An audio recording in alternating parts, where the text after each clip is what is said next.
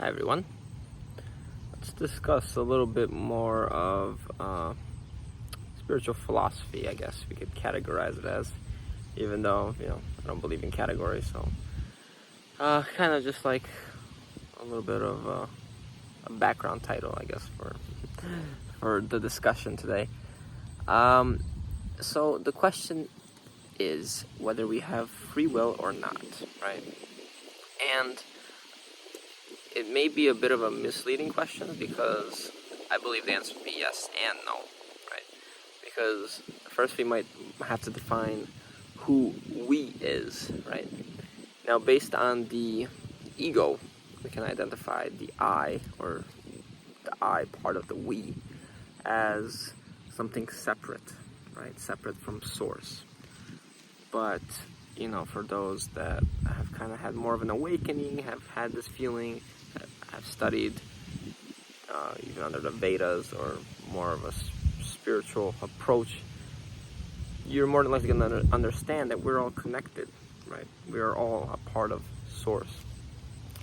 So then the question arises that if we are all connected, if we are still in unison with source, who is the doer of actions, right? Is it the ego, the smaller self, this person, this being that you're experiencing, or is it source itself, right? The one we're all experiencing as, right? So I guess in that regard, we can come up with the example of a video game character, right? You, let's say from a higher vantage point, from behind the screen, you're playing the video game, right? But the video game character doesn't know that, and it sees itself doing these actions, right? Living in the video game simulation and having these urges and desires or inclinations towards things. And it says, oh, I fulfilled that desire. I did that. It was me in the video game, the character.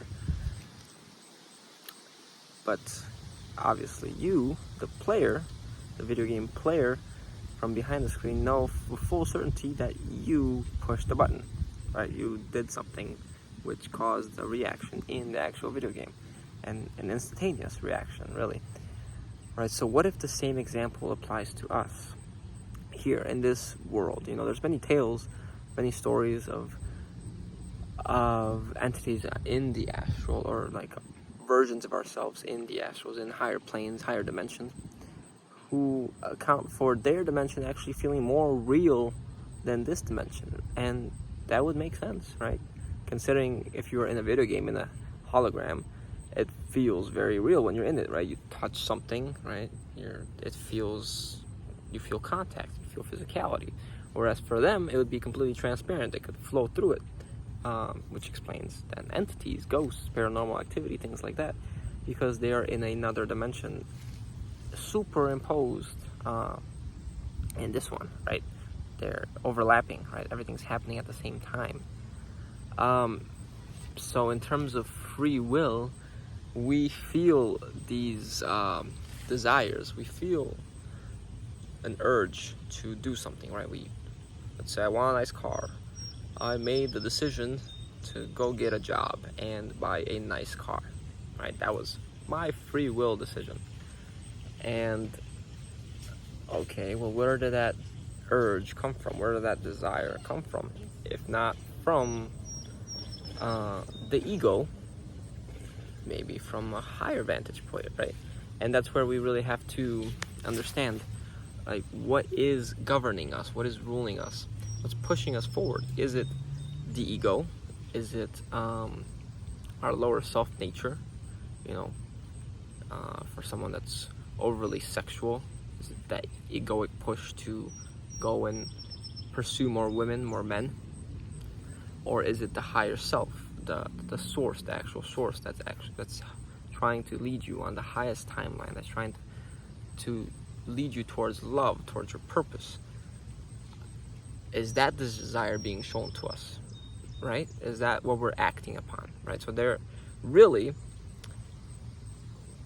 the free will isn't necessarily us, right? The lower self making it, or what you're experiencing as a separate self, because it's someone or something, like the ego or source, giving you this push. And are you really sovereign, right? Are you really making a decision? If you feel this urge and then all of a sudden you say, oh, that's my decision, right? No, something pushed you to it, right? But in terms of free will, we were given that free will by source, right? Because we have the ability to kind of choose between this left-hand path and right-hand path as well, kind of negative and positive, this dual state in which we can succumb to these lower self-desires, or we can seek something more in alignment with our soul, with our higher self, with our source, right? So we were kind of given more of this ability to decide for ourselves what we ultimately choose.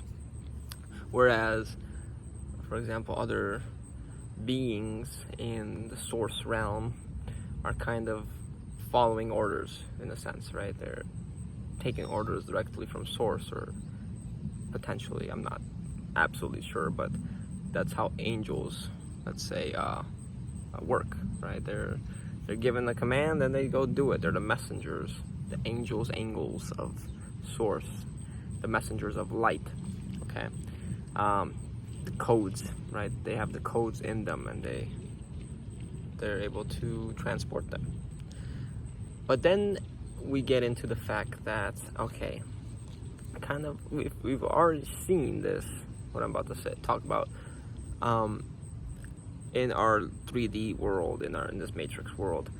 In politics, right, we have the illusion of choice. Okay, you can either be a Democrat or you could be a Republican, right? And you have free will to choose between these two. But what they don't tell you is that they control both parties, right? So, let them make them feel like they made a choice, right? They provide an illusion, just like with the Matrix and the movie. Red pill or blue pill, right? Same thing. The illusion of choice. You can't make your own pill. You can't choose something outside of the boundaries already set for you. So, then we get into my next example. Some of you may have seen that I posted this on Twitter.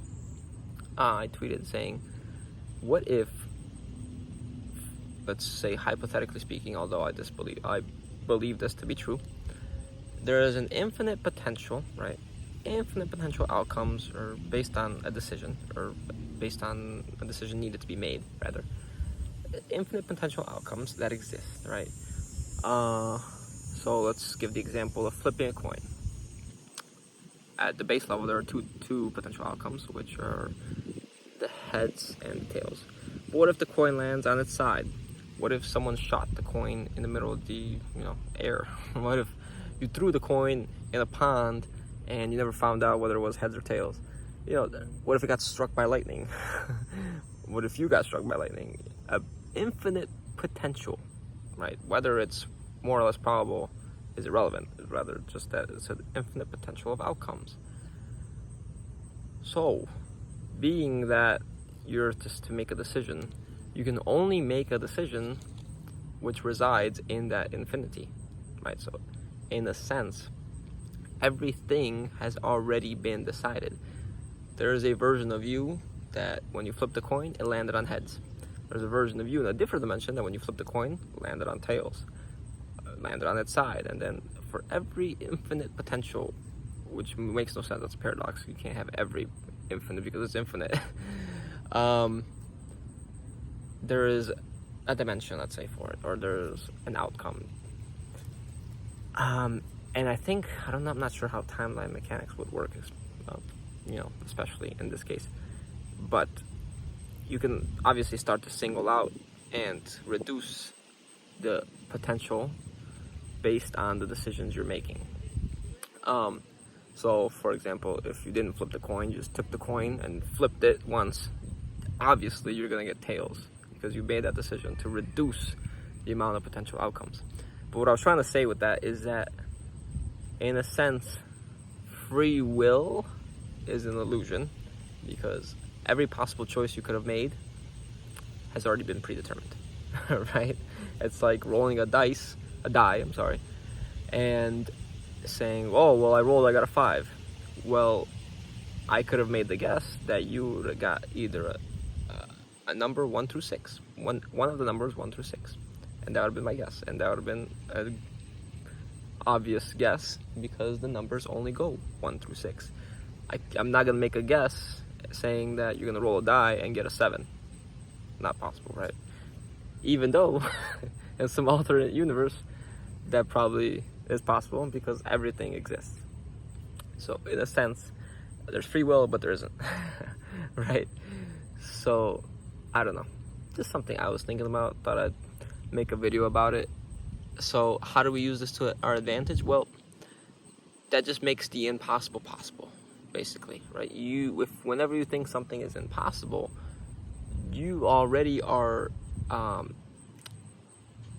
cutting yourself off from that potentiality, because you've said it's now impossible. Therefore, you've eliminated that outcome from your database, right? If that makes sense, from your ability to manifest it. So that means you have to align with whatever you want. Being that everything already exists in a predetermined state, is just you hopping dimensions, timelines, whatever you want to call it, into alignment with that potentiality. That makes sense. Okay, so if I want to run a 3-minute mile, I need to align myself to that, even though you'll encounter either yourself or many other people that will say, no, that's impossible. It's never been done. Well, never been done here. Let me go somewhere that has been done, or let me go somewhere where I am the one that may have been doing it. But again, the problem arises of whether it's an ego-driven desire, or soul-driven, highest spiritual alignment. Is it in my highest spiritual alignment for me to break the world record and have a 3-minute mile? Probably not. Okay, so why would I need to do it? Is that my purpose? Is that what I'm here for, right? Will that attract unnecessary attention towards me? Is that what I need right now? Probably not. Okay, so use this knowledge, this information at your own discretion. But what I'm trying to tell you is that use your illusion, potentially of free will, to align yourself with the potentiality that already exists. Okay? Take care. Have a wonderful day.